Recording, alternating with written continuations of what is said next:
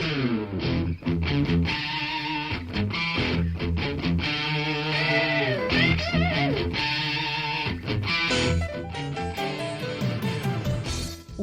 to Thriving Entrepreneur with your host, Steve Kidd, third-generation minister and 30-year business coach. Listen in as amazing, world-changing authors, speakers, and coaches share their struggles and victories. And hear from best-selling authors' insight into how you too can live your life as a thriving entrepreneur. This is Steve. Welcome to Thriving Entrepreneur. Thanks for being with me here today. I'm so excited to spend this time with you as we talk about what your story tells the world. What does your story tell the world? What are you saying with the things that you do, with the person that you are, with how you show up in the world? What does your story tell the world? For those of you, this is your first time listening in, my name is Steve Kidd. I am a third-generation minister, an international best-selling author of 22 books and counting, and I love getting the opportunity to help people write, publish, and most importantly, market their books to bestseller. That's right. You can be a bestseller. You can be a bestseller even as soon as next week. I have the system. Pretty much anybody that's making people bestsellers is likely using the system I created, and they probably don't even know it. That's my fault. I've been in the shadows for a long time, running the show, but not really talking to you as much about what I do as I probably should have. But I am here to tell you my story, to tell my story to the world. And I'm here to help encourage you to look at what your story tells the world so that you can look at your clouds and rather than seeing, maybe there's a silver lining, you can begin to see that it's silver covered in cotton candy. That life is so full of opportunities, that it's so wonderful, so special. There is so much good going on in this world. And you are a part of it. And your story, how you present yourself, how you put you out into the world is such a huge part of making this world a better place. I've often said, imagine what it would be like if just for one day, everybody tried to be the best version of themselves, just for that one day. What kind of a world could we have? How much of a difference would it make in this world if people just for that one day were the best version of themselves? What would it do if people took a look at the story that they tell, first of all, themselves? What are those stories running around in all of our heads that we feed into, that we tell ourselves, and then it defines who we are and how we show up in the world, rather than a different story that we could tell ourselves? And then secondly, what are the stories that other people have ingrained in you? They've told you for so many years, you're this, you're that, you're going to be this, you're going to be that. And we've just bought into it. Just taking it as that's what's going to be because somebody else sold us on a story that was never the story that was meant for you. Your story is you meant for greatness. You meant to change the world, to be the you that only you can be, to make the difference that only you can make. And you're the one that has to tell that story. Nobody else is going to show up in the world and be you. No one else ever can. Each person is unique as a snowflake. Each person is here intentionally on purpose. I mean, you got to think about it this way. Of all of the entirety of the universe, every single thing came together in the exact moment in time for you to exist. That's how important you were. The entirety of existence existed so that you would exist. And now you have a story to tell, a song to sing, a life to live. And you need to ask yourself, what is your story telling the world? So with that said, let's talk to a couple of really great authors, a couple of really amazing business people, and let's take a look today about what your story is telling the world and about what your story could tell the world here on Thriving Entrepreneur. Join me in welcoming Karen Padetti. Hey, Karen, how you doing today? Good. How are you? I'm great, thank you. Tell us a little bit about you and how you show up in the world. Um, I went to college for accounting and finance, and I worked in a CPA firm and then the Fortune 500 companies. And I realized that I was not happy in my job, and I realized I needed to work for myself. So, what kind of work are you doing now for yourself? So currently, I own Lux Salon Spa and Laser Center in Rochester, New York. I wrote a book, Rags to Riches: How Beauty Icons Made It Big. And then I took the book and made it into a course, which really is a step-by-step how to start a business and actually run a profitable business. And then I have a BA Badass clothing line. I love that. So, let's talk a little bit about your book, Rags to Riches: How Beauty Icons Made It Big. Tell us a little bit about the book, what inspired it, and what people can get out of it. Well, the reason I wrote the book was I used to do consulting for salons and spas around the United States. And I loved the fact that I could help a business take it to the next level. Some were startups, some wanted to hit the $1 million mark. And so I love that. The one thing I always thought was I wish I could help more people in our industry quicker and faster. Our industry is amazing in the fact that we have really talented people, whether it be hair, nails, eyebrows, in med spas, or people in schools. And they're great at what they do, but then they want to go out on their own and they end up basically failing. So we are the second in the beauty industry, is the second behind restaurants to fail in the first few years. During the pandemic, 33% of all salons and spas closed, and only 1.7% of salons and spas hit the $1 million mark. So it was that I thought, all right, I want to really write a book. And honestly, I knew like if I wrote a book, no one really cared about what I had to say or my stories. And I wanted it to be really fun and interesting. So I researched different people in the different fields in the beauty industry, and I hand selected them, and I put a media kit together and sent it to them and asked them to be part of like an industry revolution to really change the beauty industry and to make it an industry that's much more profitable. And they're all huge. They all have celebrity clientels. They have all worked fashion shows. They're like the big of the big. And so each chapter is about one individual, and they tell about their story, their ups, their downs, their struggles, how they made it, what challenges they had. And then I have an assessment for anybody in a business. There's an assessment, and again, each chapter is different. And then what are a few of the things that you need right now to take what your assessment is and that you need to start working on? And then I go into some of the education behind it, whether it be P&L or leadership or marketing or branding.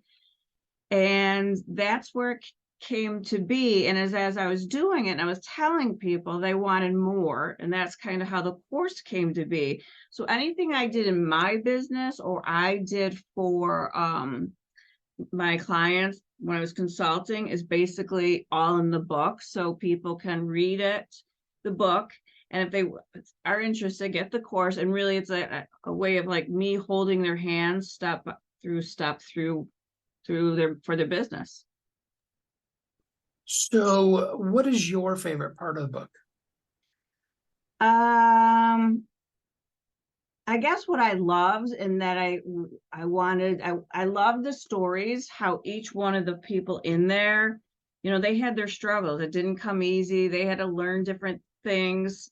I like that because they started out just like me and you and everybody else. And I want everyone to know that if you put your hard work, dedication, put the right things forward, you can be in the same position as they are. I love that. Absolutely. So, for a person who has been thinking about getting into the beauty industry, but they haven't done it yet, what are some of the things that people really should know before they start just jumping into that because they think hair and makeup or other parts of the beauty industry are cool? Make sure it's your passion. Make sure it is definitely something you love to do and you're passionate about. That would be first and foremost. Get as much education as possible. The next thing is once you have all your licenses, write out what your goals are. I mean, my goals are different than somebody else's goals. What is your goal and what is your end goal? My end goal was to have $1 million business, run it so efficiently and effectively. So if I wasn't there for 3 weeks in a row, it wouldn't crumble. Um, and the people who work for me, they're all hitting, $100,000. So those were my goals, but what is your goal? And then start breaking it down step by step of how you're going to get there. And if you're not good at something, don't don't try to figure it out and do that part of it. For instance, if you don't know your finances and accounting, you learn enough so you know what's right and wrong, what's good and bad, but hire somebody who has that knowledge and who's an expert. So don't do what you're exceptional at. Hire people who are expert in other areas. You'll save so much time and so much money. You'd be shocked at how many people will go down and go $100,000 in debt, thinking they can do it all on their own. And it's shocking to see that people really they'll put everything in, and it's like, okay, stop. Let's step back and reevaluate and figure out a game plan. Good advice. Very, very good.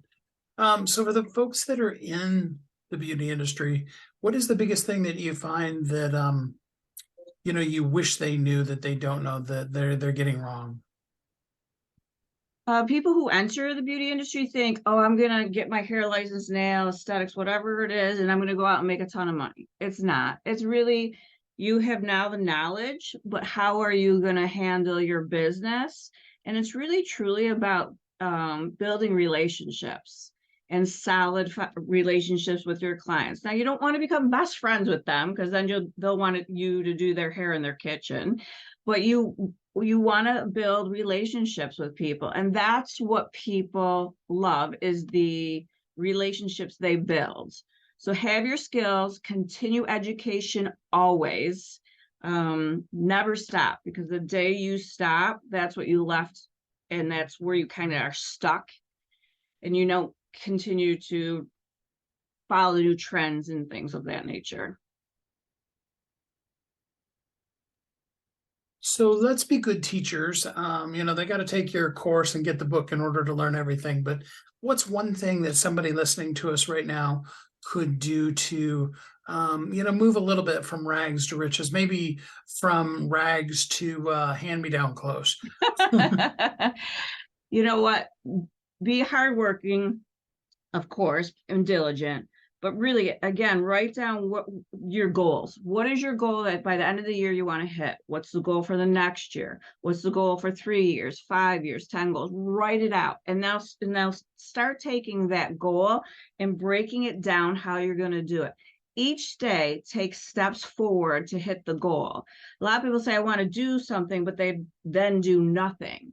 And you have to be very systematic. And everybody in my book was like, okay, I want to hit this amount. I want this many clients.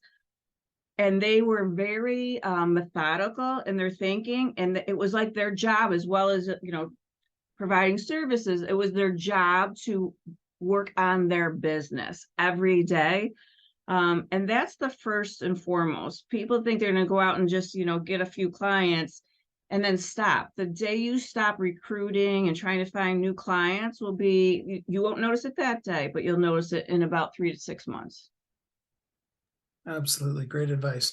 For somebody who wants to work with you, how can they get in contact with you and how can they work with you? couple ways. My email address is kpudetti, Pudetti, at Lux, Luxe, spa.com. If they're interested in the book, it's www.iconicriches.com, rags to riches.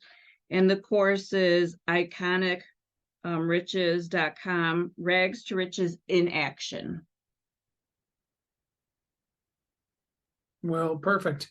And of course, the book itself is called Rags to Riches, How Beauty Icons Made It Big. You can get it on Amazon or every place else where books are sold. Karen, thanks so much for spending some time with us here on the show today. Thank you very much for having me. I greatly appreciate it.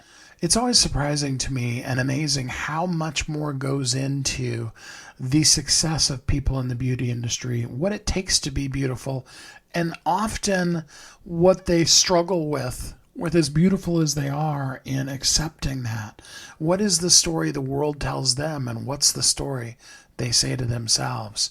We're going to let you think about that for a minute while we take a quick commercial break here on Thriving Entrepreneur. Don't go away.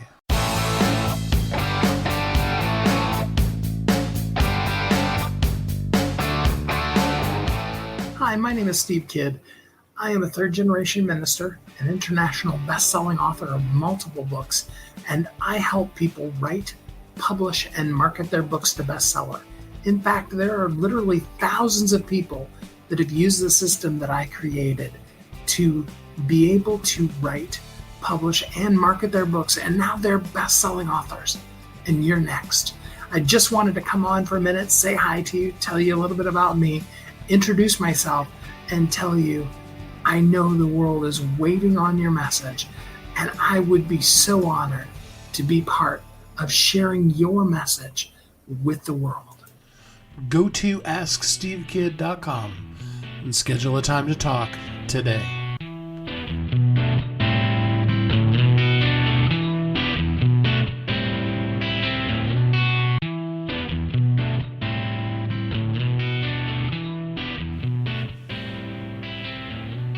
This is Steve. Welcome back. Thanks for listening to Thriving Entrepreneur today. We're talking about what does your story tell the world. We were looking at Rags to Riches, about the beauty industry and about the stories that they tell and other people have told them about themselves. Next, we want to talk even more specifically about storytelling and look at how you can be a thriving entrepreneur in your story. Let's do it. Join me in welcoming Anthony Butler. Hey, Anthony, how you doing today? Hey, I'm doing well.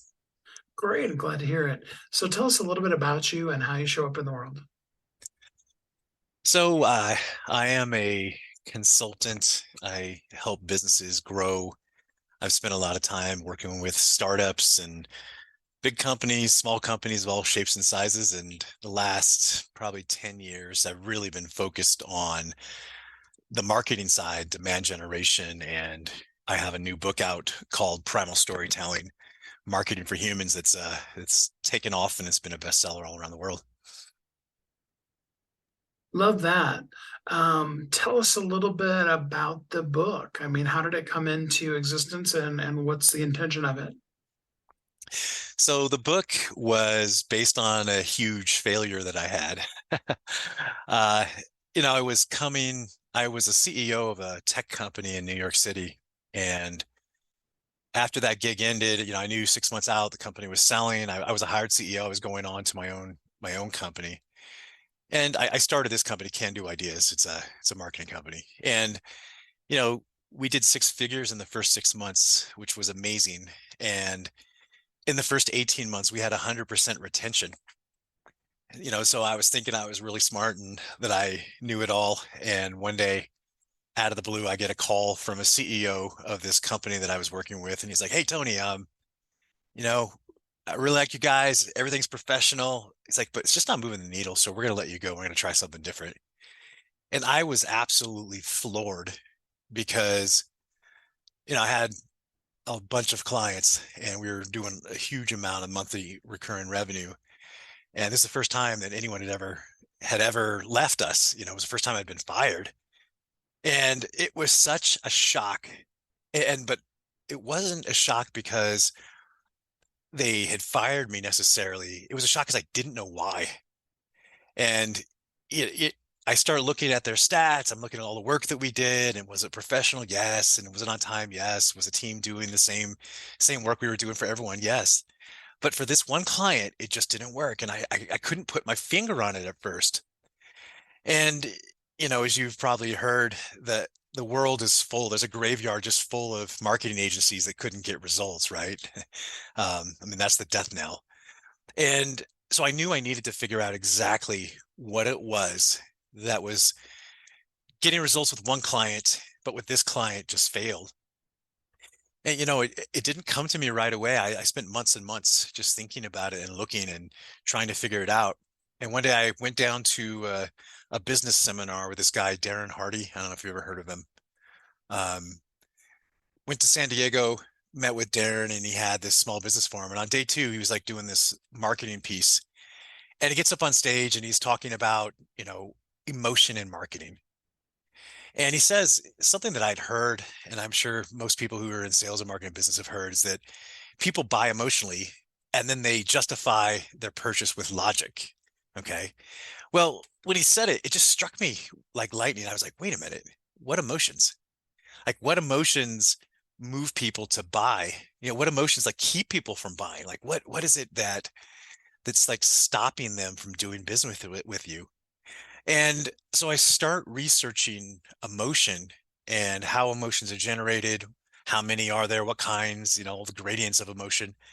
And I stumbled on a body of research called evolutionary psychology, and how evolutionary psychology links with emotions and then drives back into marketing is that one of the things about evolutionary psychology that's really interesting is that humans don't have instincts in the same way that animals do, genetically encoded behaviors, but we have the vestiges of instincts.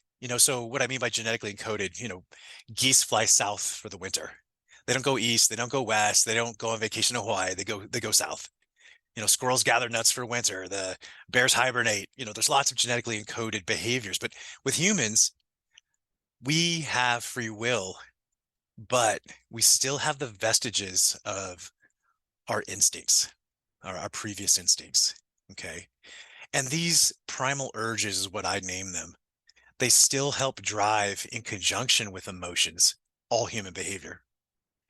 And once I understood that, and I went back and I looked at that client, and I realized it was just clear as a bell what was wrong. You know, we were writing for search engines. We were writing blogs that weren't written for real people. They weren't emotional. They had no real heart in them. There's no insight. It was, search engine optimized content, blah, blah, blah. I don't know if you've ever read a big company blog, The Cure for Insomnia. And that's what we had done for this client. We created a bunch of content for them that no one would ever read, even though it was professionally done and all the pictures were great. It just wasn't good, if that makes sense. And that led to the body of work, which became primal storytelling. I spent another 2.5, 3 years just testing and looking at and examining different kinds of emotions. And then I started to look at story structures. A primal urge that humans have is we love stories, and stories are older than the invention of fire. And if you look back over thousands and thousands of years, the same story structures are used over and over and over again in every culture, in every language. If you probably have heard of like Little Red Riding Hood, right? Um, Anthropologists identified Little Red Riding Hood as one of the oldest stories in history, and dozens of versions of it across, dozens of cultures. And that story structure just works. And it works because it's a little girl who goes into the woods and she's warned there's monsters, and the monsters, they might look like people. And then, of course, the good overcomes evil. It's a story structure that just has stood the test of time. And we see these same structures in movies and TV and in the books that we read. So if you've ever watched Harry Potter, it's the same exact story structure as Lord of the Rings, as Star Wars. okay, as the Avengers. They're all the same story structure. They're all the same story. Where good is overcoming evil, and there's a long journey along that way. And what I thought was, what if we could take some of the most common story structures that we know speak to people's hearts, and we can use those in our marketing? And that's where primal storytelling came from. So, I love that. And I love that it's marketing for humans versus marketing for search engines. well, it's funny, the search engine wars over the last 15 years, they've created a lot of really bad behavior across, companies. And you see the same mistakes just repeated across entire industries. And, everyone's sharing the news of the day. I think if I audit another company and they're publishing a quote of the day, I'm just, I'm going to gouge out my eye. It's like the last thing on earth we need. Um, there's 1.5 billion websites in the world, and it's growing. And you know what? Most of them are publishing nothing of significance, nothing that anyone really, a human being really wants to consume. So how do you get through the noise? How do you get noticed? You create something that's valuable. That's how it works. You write stories, you tell the story of your company from a human standpoint. Do you use LinkedIn at all? A little bit. A little bit. So one of the things that on LinkedIn, and this is an absolute case study, and exactly what I'm talking about is, if you look at LinkedIn, people follow people. So maybe you follow your favorite celebrity or someone that you admire in your business, or business associates and friends and family and people that you've worked with, that kind of thing.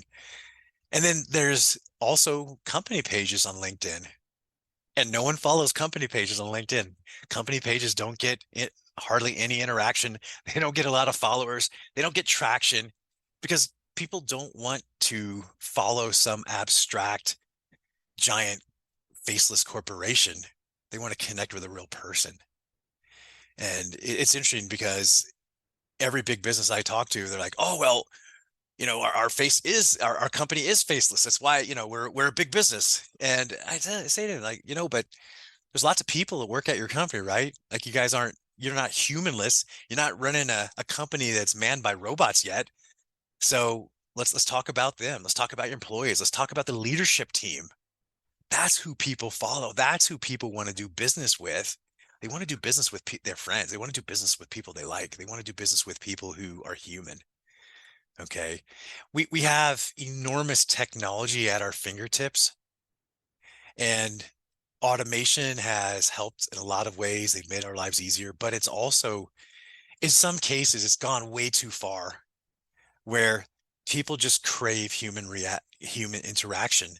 Hey, have you ever gone to a phone tree of some big company that you really loved, and that you're glad you spent 15, 20 minutes trying to press 6 and press 5 and press 3 to try to get to her, and the whole time you're yelling into the phone, person, associate, give me a person. um, it comes down to, we want more human connection. And once you understand that and you start thinking about it deeply, and you focus on the tribe that you want to do business with, and who they are, and what drives them, and what urges drive them, and what emotions are driving them, and you focus on them, your marketing gets way easier, and it becomes much, much more likely to scale in a way that returns an ROI that's extraordinary. Absolutely. I couldn't agree more. There's an old saying that says people don't care how much you know till they know how much you care. Yes, exactly. That's exactly it. That is right on the head. And it's that kind of a take. When I started approaching the book, and I'm a blue collar guy. I was in the Army, I was in the infantry. Before that, I was a mechanic. I wanted to create a step by step system that, if you ran a small business and you're doing the marketing yourself and you needed a structure, you could pick up that book, start with the first chapter, and go right through chapter 5, and you could implement a marketing strategy that would work. And when I was putting it together, I was like, okay, now let's test each of the strategies. Let's test each of the structures. And I did that. I did all the work for you. And so you'll, like, when you get in there, you'll notice hey, this is not all the emotions. This is not all the story structures there are in the world. Well, I'm like, you're right. They're not. What I did is I just skimmed off the top, that top 20% that is really effective. There are other story structures. There are other emotions that you could use. But what I highlight in the book and the system that I lay out, those are the ones most likely to take off right away. So why would you try and reinvent the wheel? Just do what works. Absolutely. So the book Primal Storytelling, Marketing for Humans. In addition to that, what kind of work do you do for humans? I help companies first determine the strategy. And strategy always starts with one question. Who do you love? Who do you just love to do business with? Like, who is the perfect client for you? And I don't mean as an abstract. I mean, like, who is your best client? And like, why are they the best client? Who's the most profitable? Who are the clients that you hate? Like, who are the people that you just don't want to do business with? You can't stand working with them. Okay, because once we differentiate and we start to understand who the core audience is, then what we can do is we can start to design messaging to connect with them on a human level. And I have a number of ways of doing that and a number of story structures that any business can use. And in the book, I don't know if you had a chance to read through it at all. I outlined 4 stories, 4 core stories, I call them, that every business needs to tell. And then long term, okay, what are the kinds of themes that you can use for content marketing? Like to get attention, to grow your audience on social media, to connect, lead magnets for your landing pages. What is it that we can do that is going to cut through the noise of a billion plus websites that we're competing with? If you started to look at YouTube on any given day, in a single hour, there's more content uploaded to YouTube than you could listen to and watch in 50 years. Okay. So what does that mean? It means that unless what you do is exceptional, you're speaking to the wind. No one is going to see or hear anything that you do, and no one is going to care. And so it's interesting now. This Chat GPT thing is coming out. And they're like, "Oh, this is going to change marketing." As guess what? I'm not afraid of Chat GPT at all. If you go on and you look at the results, you look at what it's spitting out. It's spewing out facts and figures. It's not spewing any kind of insight. It's not. They didn't read the book. The Chat GPT is pre-primal storytelling, so they don't have any heart. There's nothing coming out of that is really going to help people connect. So marketers are safe. Creative is still going to dominate. But I think what's really going to happen over the next 18 months, especially, is that as Google just starts to crack down on websites that just aren't valuable, those websites that are producing extraordinary content are going to reap all the rewards. So those businesses that are going to have extraordinary growth over the next 18 months are going to be the ones that tell the best stories, that have the best emotional drive, and they can connect with the most people at a primal level.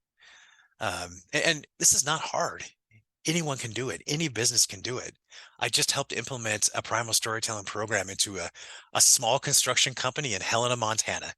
Okay. It doesn't get any smaller than that. A company of, a few $1 million, about 20 employees, and had a little tiny website. And just with a few tweaks, a few small stories, they immediately started getting more traffic. They immediately started getting more business. And you can do that at the micro level like that, or with big clients that have a national or an international look. Um, Companies that invest in content long term are going to be the ones that really think deeply about their audiences, and they look beyond about what they do, and they stop talking just about what they do, and they start introducing content to their client base that's valuable for them, even if it has nothing to do with their core business. So thought leadership programs, you know, training programs that are free, that are for clients, that are for new prospects. A really good example is one I love to use, an insurance company that kind of caters to the military. I don't know if you've ever heard of USAA. If you think about insurance, what's the least interesting subject in the world? Insurance, right? Everyone everyone has it, but no one really wants to talk about it. They produce content for people who aren't clients of theirs. If you even thought you might want to go in the military someday, you can find a piece of content on USA's website about, hey, this is how you hey, if you're thinking about joining the military, here's how you can pass the physical fitness test. Here's one for the Army. Here's one for Marines. Here's one for Air Force. Okay. They have, how to study for tests, how to, once you're leaving the military, they have guides to help you transition out. They have guides for while you're in, for do retirement planning. Like, they look at every aspect of their clientele's life from cradle to the grave. It's one of the best examples of a company that I didn't work with directly that actually, like, they know what they're doing with content marketing, and they have covered every aspect of it. It's a pretty amazing website, believe it or not. So, and I'm not endorsed by them. I like their content, so I'm throwing it out there for you. I love it. Well, the book is called Primal Storytelling, Marketing for Humans by Anthony L. Butler. You can get it on Amazon and any of the forms you can get books. Anthony, I really appreciate the content you've written here, and I do encourage everybody to go get it. Thanks so much for spending some time with us here on the show today. No problem. Thanks for having me. Appreciate it. I just love that name, Primal Storytelling. I mean, how do you get down to the really basic gut instinct of the things that are about you and then share it with the world in that powerful, primal kind of way to make the difference that only you can make?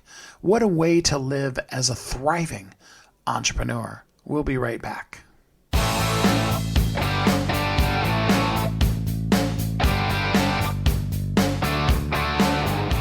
Hi, my name is Steve Kidd.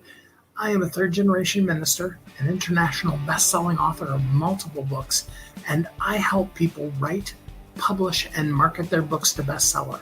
In fact, there are literally thousands of people that have used the system that I created to be able to write, publish, and market their books, and now they're best-selling authors.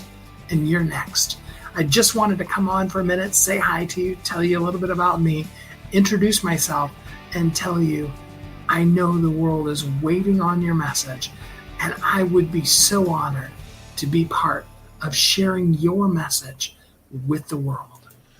Go to AskSteveKidd.com and schedule a time to talk today.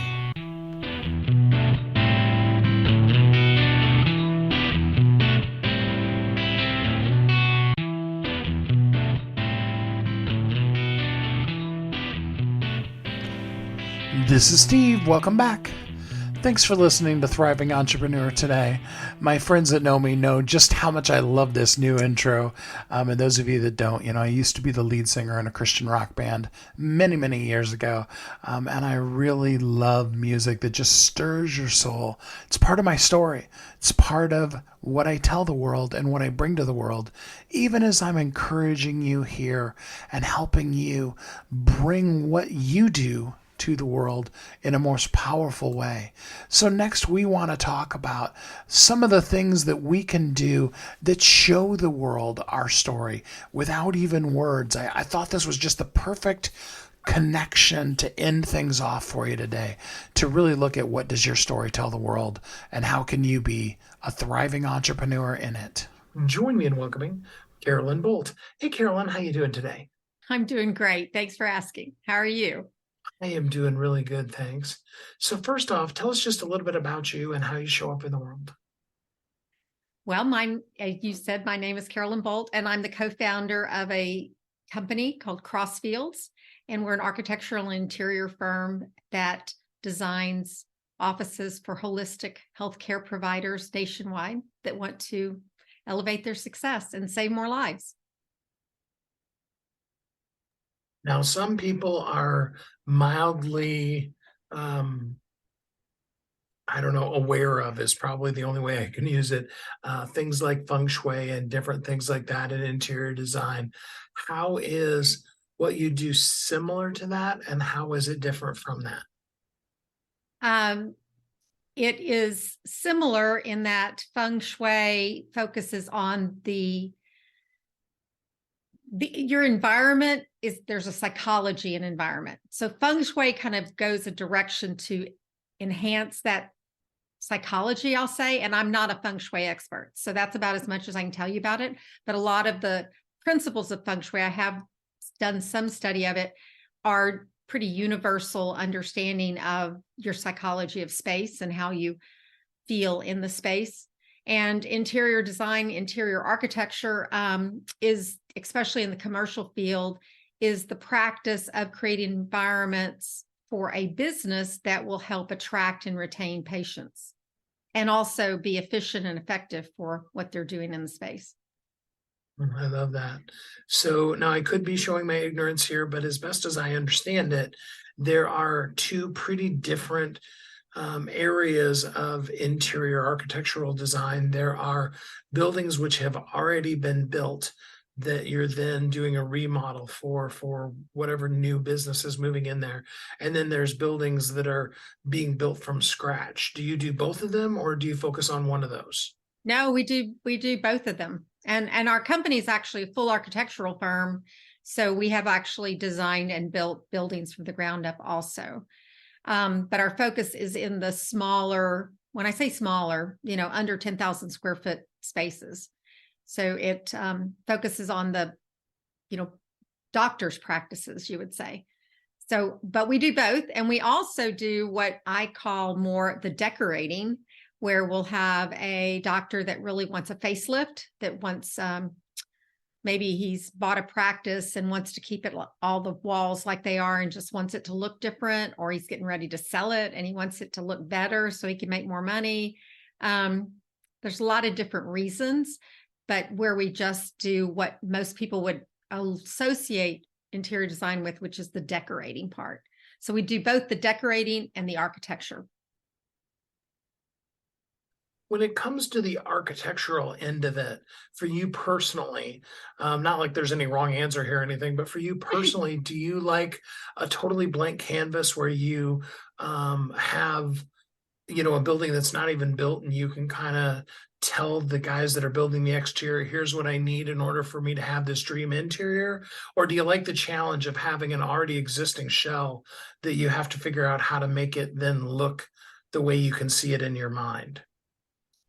Wow, that's a do I have to choose kind of question. I think that I have several designers that work for me, and I think they would all probably give you a different answer. I know for me personally, because I really, really love architecture, I love the blank canvas. I love to be able to start from just the goals for the practitioner and help develop from there. I have another designer that works with me that really loves that, Chip and Joanna Gaines transformation. So she really loves to see how she can transform something that already exists. So, yeah, so I think it's a little bit of both. I love that. So when you're building a new building, in a perfect world, would you like to be able to, if not completely, at least have a general idea of how you want the interior to be designed and then have them build the shell around it versus the way that most people think about it when they think, basic architecture? Oh, I love that question. That was a wonderful question, Steve, because yes, because we are a firm that focuses on the inside out.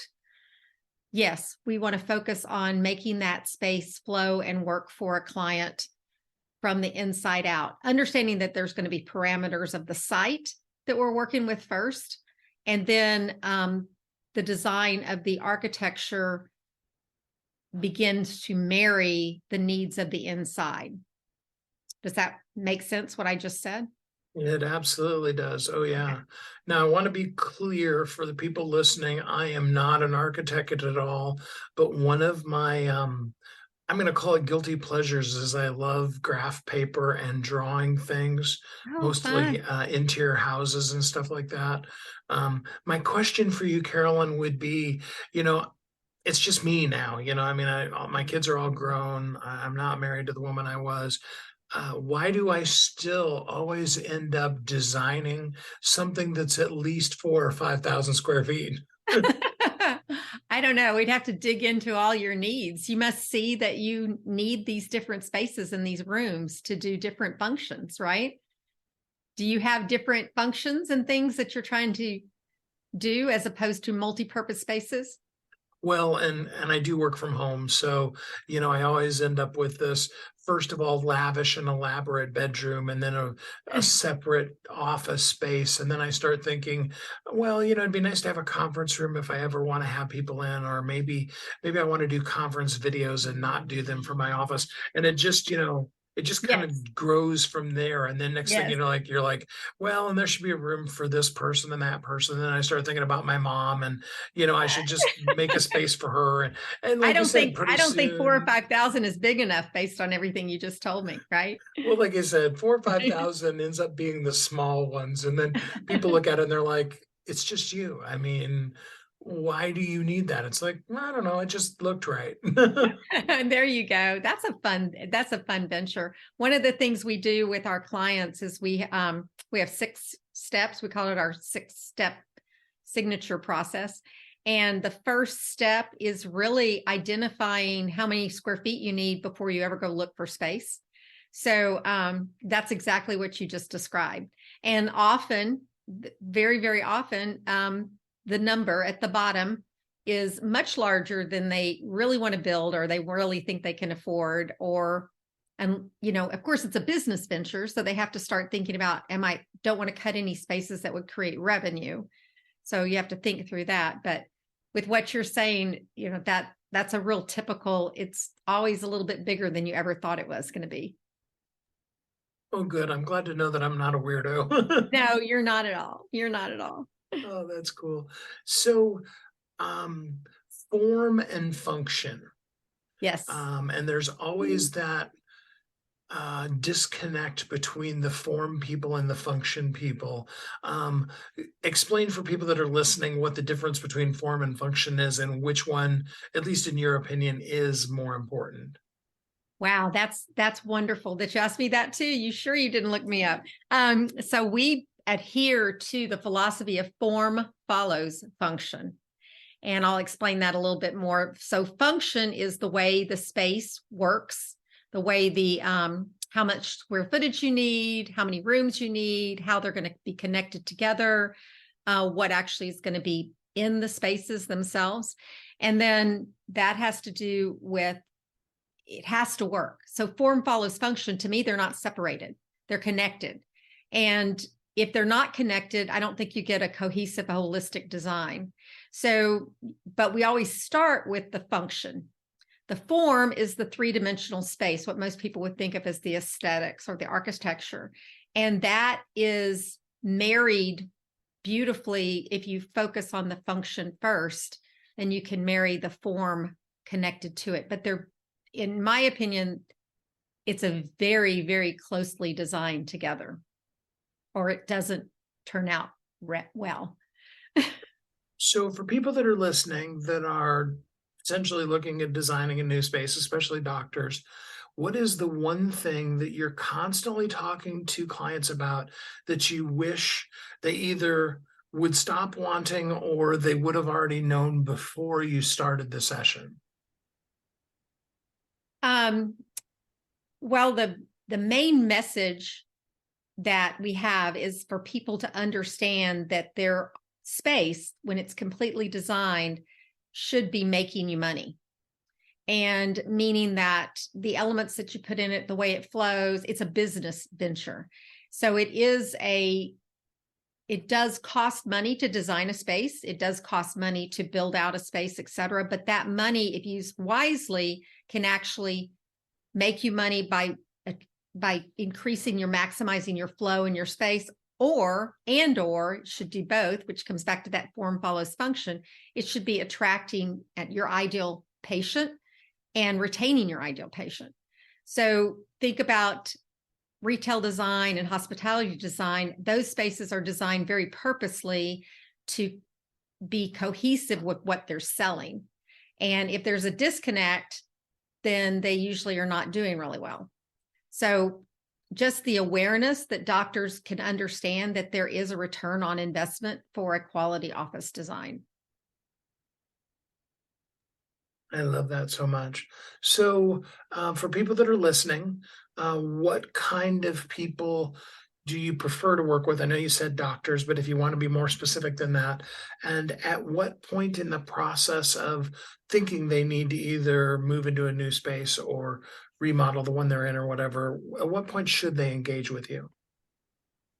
So that's great. So our ideal client is the holistic integrated practice world.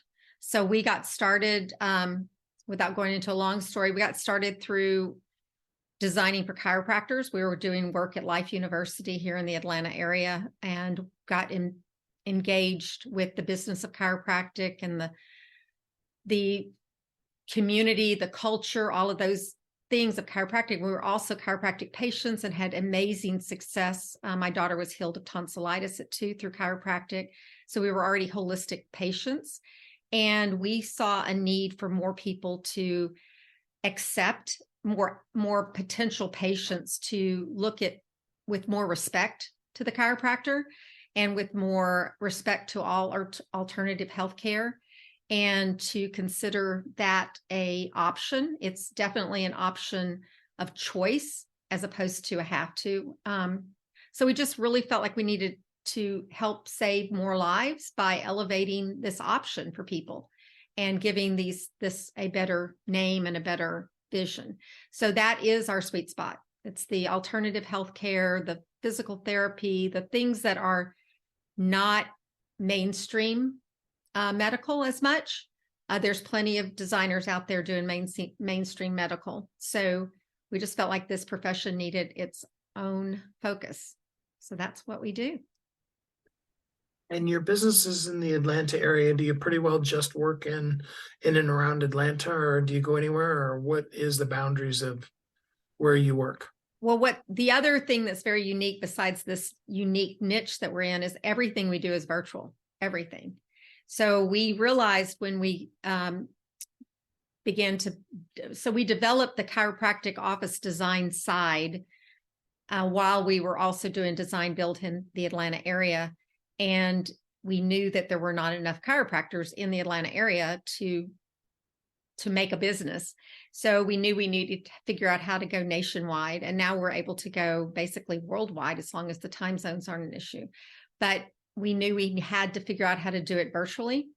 So we did in 2012, before it was a thing. We did it a lot with pictures and words and communication, phone communication while things were going on before we had virtual. And then of course, once we had virtual, that was a game changer for us as far as virtual meetings. So we do it all virtual. So we can go anywhere. We have no boundaries. And for the person who would like to contact you, how do they get in contact with you? So everything you'd ever want to know about us it's on this website called Crossfields Design. And the reason I say that is it really literally started out as a blog of education. And so there's lots and lots of resources on there that we invite people to venture through and learn from. But crossfieldsdesign.com is our website. And we do free consultations for those docs that are interested, or practitioners. We do anything that's associated, kind of stay in that holistic healthcare mode. So we'll work with med spas and we'll work with gyms and wellness kind of practices. So anyone that's interested in doing that, we have that free complimentary consultation, and that's pretty much blatant on every single page. If our website people did it right, that you can get to us there. We also have a free resource for your listeners, and that's we have a booklet that we created called the 5-Point Designer Checklist, and it's intentionally written to be a checklist for someone that just needs to say, hey, I need a refresh. What are the 5 things I need to look at? And it starts as simple as, do I need to declutter? So, but we really just created it just for the practitioner that just knows they need a little boost. So that you can find that at crossfieldsdesign.com/listeners, and you can download that free booklet. That's perfect. I love it. Well, Carolyn, thanks so much for spending some time with us here on the show today. Thank you, Steve. I appreciate it. Thanks for having me. I think that really brings it all together. We talk about our own story and what we are, saying to the world from the experiences we have. And then we talk about how do we tell our story? What do we tell the world about the experiences that we had? And then lastly, we talk about our environment. We talked about how the way we present ourselves, our office, our dress, our words, everything, how that presents us to the world as well. I think that was just a really great combination to help you take a look at what does your story tell the world? What are you saying to the world? What do you want to say about it? And I'm not saying that means you need to go out and change your wardrobe. The likelihood is, and I was thinking about this the other day when somebody was going on and on about, the way a person should or shouldn't talk in a video that they were doing. And I realized the truth of the matter is rather than trying to stick people in a box based on our story, what we should be doing is seeing a person be comfortable. Now, there's such a thing as being too comfortable. I get that. I understand. You don't have to send me email. I understand fully the fact that you need to present yourself as a professional. You need to look a certain way. There's times and places to groom yourself and to bathe and those kind of things, just to be a citizen of the world. But there's also that part of who you are and how you do your hair and the clothes you wear and how comfortable you can be in your own skin that becomes some of the most powerful parts of your story. I remember a whole lot of years ago, this was probably 10 or 15 years ago now, I was listening to a guy that was a speaker trainer, and he was going on and on and on about filler words. And feel free to go back and listen to everything that I've said in this episode and count all the filler words. People will use ands and ums and buts and pause kind of things to try to figure out what they're going to say next, even if they know exactly what they're going to say next. And he was really being harsh about it. And it bothered me. And I didn't know why then, because I hadn't really taken any time on it. I went back and I began to look at some of the most highly paid professional journalists, which is who we typically think of when we're looking at really being good on camera and articulate and those kind of things. And you begin to catch how many times they say, or they stop and they think, or they'll just totally mess up and they'll laugh through it and move on. Because at some point you get to the place where you just are okay with yourself. That the story you tell to you is the story that you tell to the world. Because you are uniquely brilliant. You were created for a purpose, and the world needs you. You don't need to put on anything other than just the you that's you. Show up in the morning as that amazing person that you already are, and live every day of your life as a thriving entrepreneur.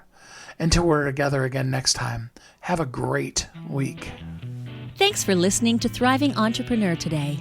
If you want to get your question answered, send an email to questions@wehelpyouthrive.com. We look forward to you joining us again next time.